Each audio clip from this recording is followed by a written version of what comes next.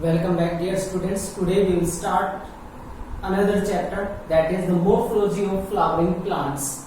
Flowering plants जिनको angiosperms भी बोलते हैं, उनकी मोर्फोलॉजी की स्टडी हमें यहाँ पे करनी है. What is meant by morphology?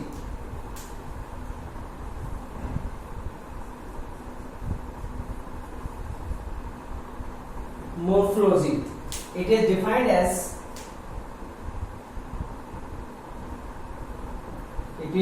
as study of external features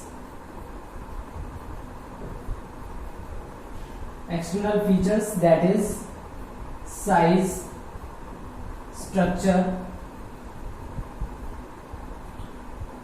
relative position of different parts,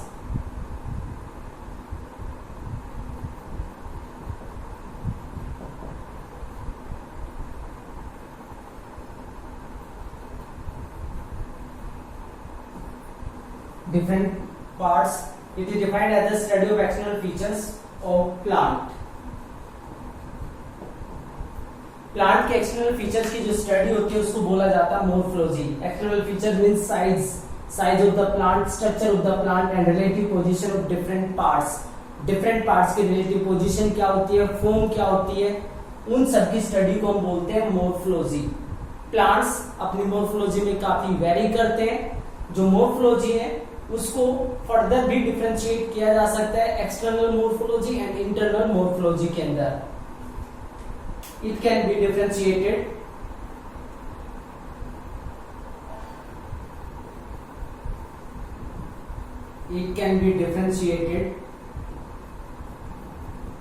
into external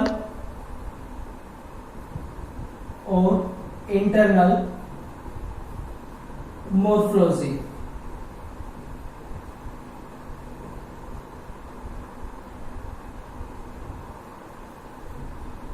external और इंटरनल मोर्फोलॉजी के अंदर इसको डिफरेंशिएट किया जा सकता है. Now what is meant by external morphology?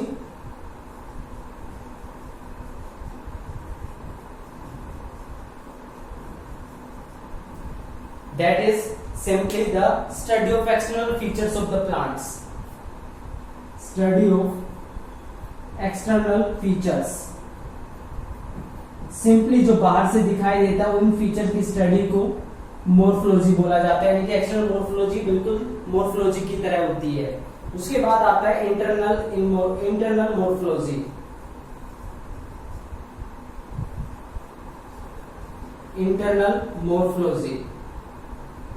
Now what is meant by internal morphology? That is study of internal features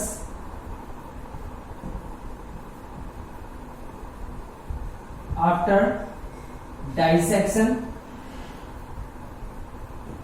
or opening a body part. Body part को open करने के बाद या डाइसेक्ट करने के बाद, कट करने के बाद जो इंटरनल स्ट्रक्चर देखने को मिलता है उसको बोलते हैं इंटरनल मोर्फोलॉजी. अब जो इंटरनल मोर्फोलॉजी है इसके दो पार्ट बन जाते हैं, that is anatomy and second one is histology. Anatomy internal structure की स्टडी है जो कि यहाँ पे डाइसेक्शन या ओपनिंग ऑफ बॉडी पार्ट के बाद देखने को मिलती है.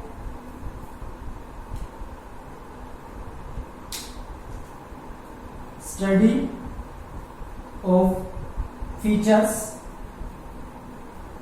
ऑफ इंटरनल ऑर्गन्स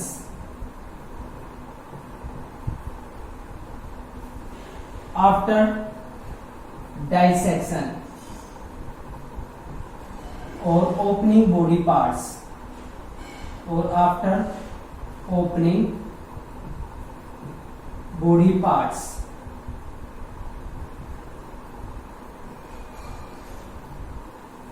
बिल्कुल इंटरनल मोर्फोलॉजी की तरह एनाटॉमी होती है. यानी कि ये पार्ट वही है कि जब बॉडी को कट कर दिया जाता है, ओपन कर दिया जाता है, उसमें जितने भी इंटरनल ऑर्गन्स हैं उनकी मोर्फोलॉजी को स्टडी करना एनाटॉमी होता है. हिस्टोलॉजी अब क्या होती है? हिस्टोलॉजी होती है study of tissues their composition, structure, etc. Means cut किया, जो पार्ट दिखाई दे वो एनाटॉमी है, उसके बाद फिर माइक्रोस्कोपिक जो स्टडी की जाती है उसको हिस्टोलॉजी बोलते हैं। तो अगर एनिमल्स के केस में देखा जाए, जैसे ह्यूमन बींग्स के केस में, तो बाहर से जो हमारी बॉडी देखने को मिलती है वो होती है हमारी एक्सटर्नल मोर्फोलॉजी। स्किन को हटा देते हैं, उसके बाद जो बॉडी के अंदर ऑर्गन्स देखने को मिलते हैं, जैसे डाइजेस्टिव सिस्टम में हम देखते हैं कि स्टमक, स्मॉल इंटेस्टाइन, ये सारी चीजें हमें देखने को मिलती है, वो रिप्रेजेंट करती है हमारी एनाटॉमी को। और अगर किसी भी पार्ट को, स्टमक या इंटेस्टाइन के पार्ट को कट करके और अंडर माइक्रोस्कोप ऑब्जर्व करते हैं तो वो होती है हिस्टोलॉजी। लेकिन प्लांट के केस में एनाटॉमी और हिस्टोलॉजी मिक्स होती है। यहाँ पे एनाटॉमी और हिस्टोलॉजी अलग नहीं होती, ये दोनों चीजें सेम होती हैं। यहाँ पे एनाटॉमी और हिस्टोलॉजी को डिफरेंशिएट नहीं किया जा सकता, no differentiation in plants. Plants में एनाटॉमी और हिस्टोलॉजी दोनों चीजें मिक्स होती हैं, यानी कि जब हम प्लांट को कट करते हैं तो हमें उसके जनरली इंटरनल स्ट्रक्चर ऐसे नहीं दिखाई देते, हमें उसके लिए माइक्रोस्कोप का यूज करना होता है। तो वहां पे कोई सेपरेट इंटरनल मोर्फोलॉजी हमें देखने को नहीं मिलती है। तो ये हो गया मोर्फोलॉजी पार्ट। मींस मोर्फोलॉजी क्या होती है? एक्सटर्नल फीचर्स की स्टडी करना। ये डिफरेंशिएट की जा सकती है दो पार्ट में। अगर बाहर से स्टडी करते हैं तो एक्सटर्नल मोर्फोलॉजी, अंदर वाले पार्ट की स्टडी करते हैं तो इंटरनल मोर्फोलॉजी। इंटरनल मोर्फोलॉजी को दो पार्ट में डिफरेंशिएट कर सकते हैं, एनाटॉमी एंड हिस्टोलॉजी। अगर जस्ट बॉडी को ओपन करके उसके पार्ट्स की स्टडी करते हैं, फीचर्स की स्टडी करते हैं, देन इट इज एनाटॉमी। और अगर टिश्यू लेवल स्टडी करते हैं तो उसको बोलते हैं हिस्टोलॉजी। प्लांट के अंदर एनाटॉमी और हिस्टोलॉजी दोनों सेम थिंग होती है, यानी जब हम एनाटॉमी की बात करते हैं तो हिस्टोलॉजी यहाँ पे हम स्टडी कर रहे होते हैं। So that is about the morphology.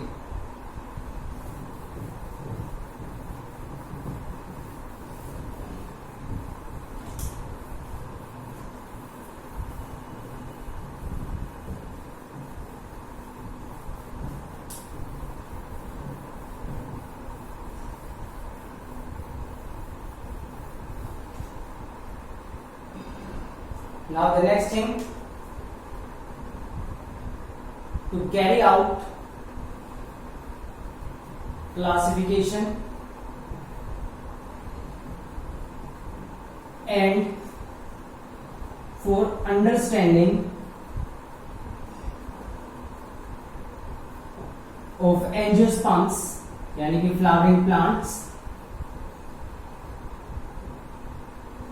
we have to use or we must be aware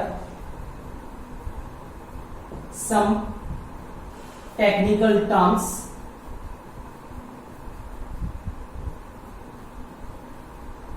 and standard definitions.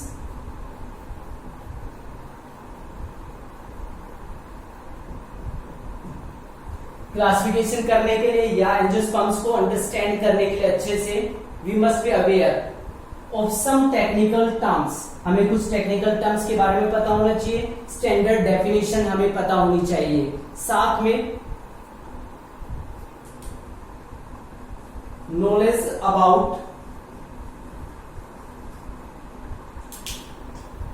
About various modification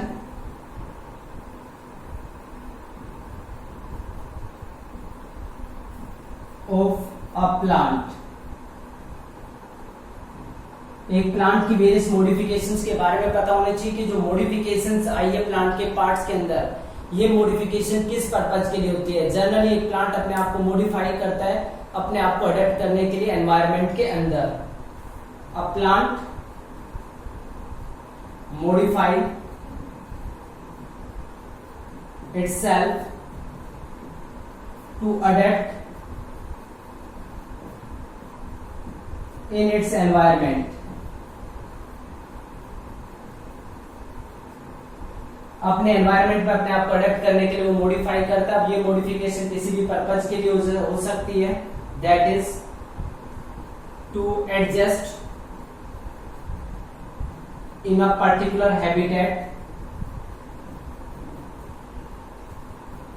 to adjust in a particular habitat, किसी एक हैबिटेट के अंदर अपने आप को एडजस्ट करने के लिए हो सकता है।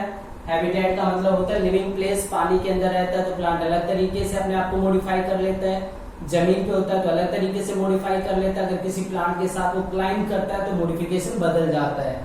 तो मॉडिफिकेशन अपने पर्टिकुलर हैबिटेट में रहने के लिए हो सकता है, प्रोटेक्शन के लिए हो सकता है, कैसे वो अपने आप को प्रोटेक्ट करता है, स्टोरेज ऑफ फूड मटेरियल के लिए हो सकता है,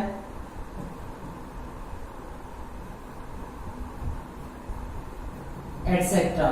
तो किसी भी पर्पज के लिए मॉडिफिकेशन हो सकता है। तो हमारी अंडरस्टैंडिंग तब तक कंप्लीट नहीं होती है जब तक हम उसके वेरिएशंस को स्टडी नहीं कर लेते हैं। तो वेरिएशंस का भी हमें जो एक नॉलेज है वो होना जरूरी होता है, तभी हम क्लासिफाई या एंजियोस्पर्म्स को अच्छे से स्टडी कर सकते हैं। उसके बाद नेक्स्ट थिंग आती है कि जो मोर्फोलॉजी है उसमें हम कई सारी चीजें स्टडी करते हैं। प्लांट्स को क्लासिफाई भी किया जाता है, जैसे जनरली हम प्लांट को क्लासिफाई करते हैं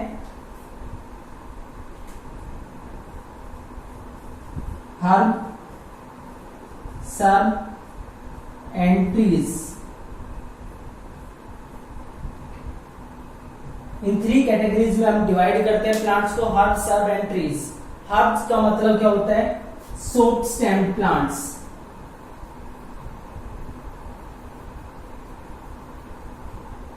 and less than 2 metre in height. ये वो प्लांट होते हैं जिनके स्टेम काफी सॉफ्ट होते हैं और आसानी से ब्रेक किए जा सकते हैं, और इनकी हाइट 2 मीटर से ज्यादा नहीं होती है। जैसे वीट प्लांट आपने देखा होगा, मैरीगोल्ड, गेंदे के जो पौधे होते हैं वो भी आपने देखे होंगे, तो उन प्लांट्स को हर्ब बोला जाता है। सर्ब जो होते हैं उनका जो बॉटम पार्ट होता है वो वुडी होता है,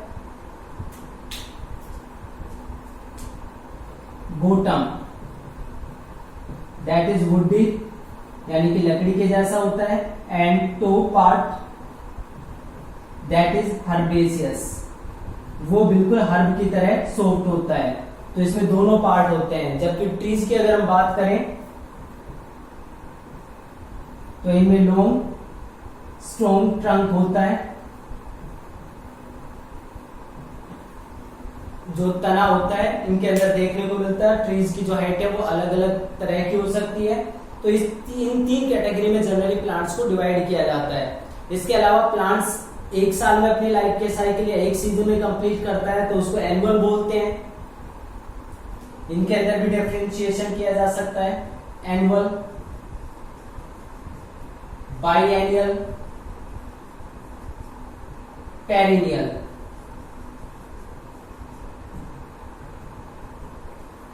annual complete their life cycle in 1 season और 1 ईयर। जैसे वीट प्लांट है, एक ही साल के अंदर अपनी लाइफ साइकिल या अपने एक ही सीजन में अपनी लाइफ साइकिल को कंप्लीट कर लेता है। बाइनियल जो 2 सीजन्स के अंदर या 2 ईयर्स के अंदर अपनी लाइफ साइकिल को कंप्लीट करते हैं, और पेरिनियल्स मैनी ईयर्स। जैसे बड़े ट्रीज होते हैं कई साल तक वो जिंदा रहते हैं। तो इस तरीके से हम प्लांट्स को डिफरेंशिएट कर सकते हैं उसकी मॉर्फोलॉजी के बेस पे। तो ये टर्म्स पता होनी चाहिए जब हम मॉर्फोलॉजी की बात करते हैं। अब जो नेक्स्ट पार्ट है वो ये है कि जब हम एक एंजियोस्पर्मिक प्लांट को अपरूट करते हैं तो हम एक एंजियोस्पर्मिक प्लांट को 2 पार्ट के अंदर डिफरेंशिएट करते हैं। अबव ग्राउंड पार्ट जो होता है उसको शूट सिस्टम बोलते हैं, और बिलो ग्राउंड पार्ट जो होता है उसको हम बोलते हैं root system.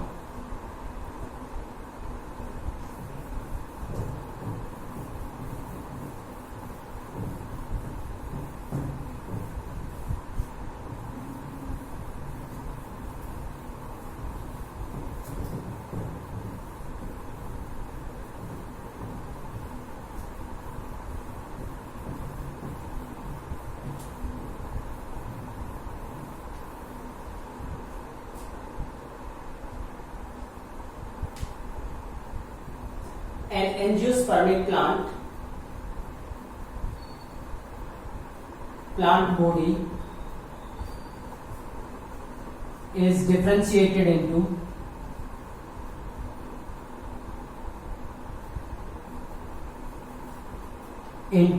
two parts। 2 part के अंदर उसकी बॉडी को डिफरेंशिएट करते हैं, that is shoot system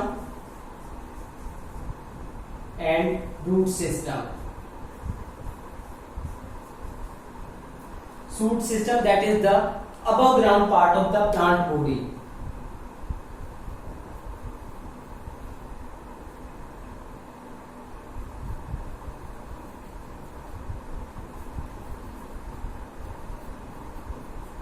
above ground part of the plant body. Plant body का जो अबव ग्राउंड पार्ट होता है उसको शूट सिस्टम बोलते हैं जनरली. अब इस जो अबव ग्राउंड पार्ट में क्या क्या पार्ट इंक्लूड होते हैं, तो इसमें इंक्लूड होते हैं स्टेम जो तना होता है प्लांट का, उसके बाद उसके ब्रांचेस इसमें आ जाते हैं, branches, leaves, flowers, fruits and seeds. ये सारी चीजें आ जाती हैं उसके शूट पार्ट के अंदर. Stem, branches, leaves, flowers, fruits and seeds. जो रूट सिस्टम है below ground part, below ground part of plant body constitute root system. जो ग्राउंड के नीचे का हिस्सा होता है जनरली उसको बोला जाता है रूट सिस्टम. तो इसमें रूट्स प्लांट्स की इंक्लूड होती है. तो ये दो तरह के पार्ट में जनरली एक प्लांट बॉडी को डिफरेंशिएट किया जाता है.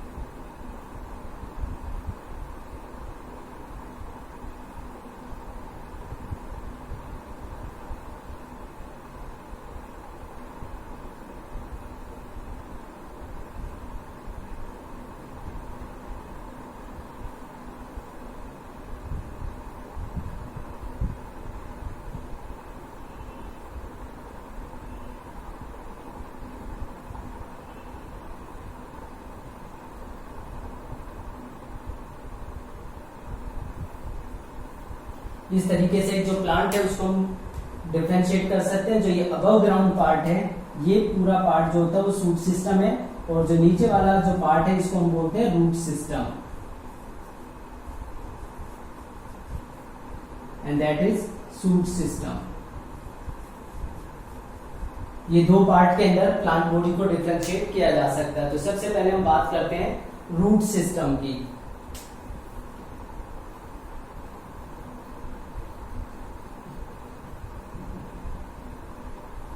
रूट सिस्टम, एक प्लांट के अंदर तीन तरह का रूट सिस्टम यानी कि एंजियोस्पर्मिक प्लांट्स में देखने को मिलता है. Angiospermic plants,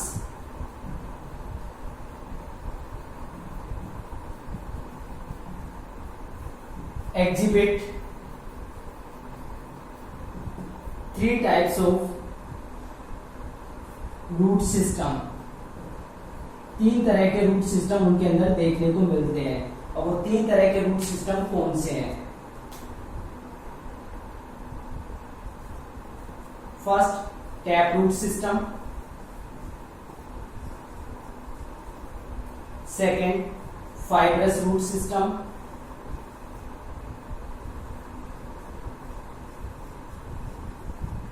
and third one is adventitious root system.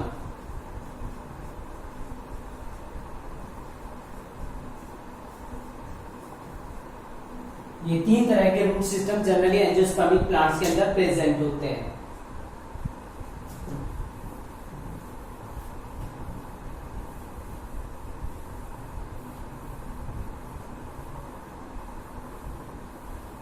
तो सबसे पहले हम बात करेंगे यहाँ पे टैप रूट सिस्टम की।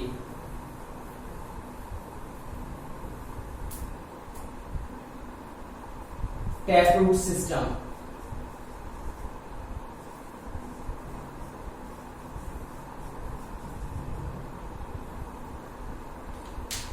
a primary root along with its branches, a primary root along with its branches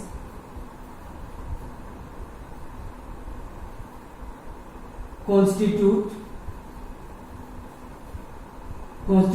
the taproot system।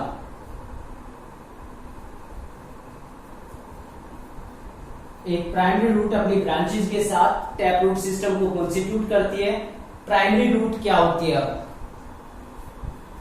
Primary root a root which directly elongates from radicle। Radicle जो एम्ब्रियो होता है plant का, seed का जो embryo होता है, seed के अंदर जो एम्ब्रियो होता है उसमें रेडिकल और प्लूम्यूल दो पार्ट होते हैं। जैसे अगर मान लो एक ग्राम जो सीड है उसकी बात करें तो उसमें इस तरीके का पार्ट होता है। ये आपने 10th क्लास में स्टडी किया होगा। तो यहाँ पे ये वाले जो पार्ट होता है ये एम्ब्रियोनल एक्सिस है। इस एम्ब्रियोनल एक्सिस में जो अबव पार्ट होता है जो कोटिलिडन के ऊपर का, इसको बोलते हैं प्लूम्यूल पार्ट। और जो अटैचमेंट से नीचे वाला पार्ट होता है इसको बोलते हैं रेडिकल पार्ट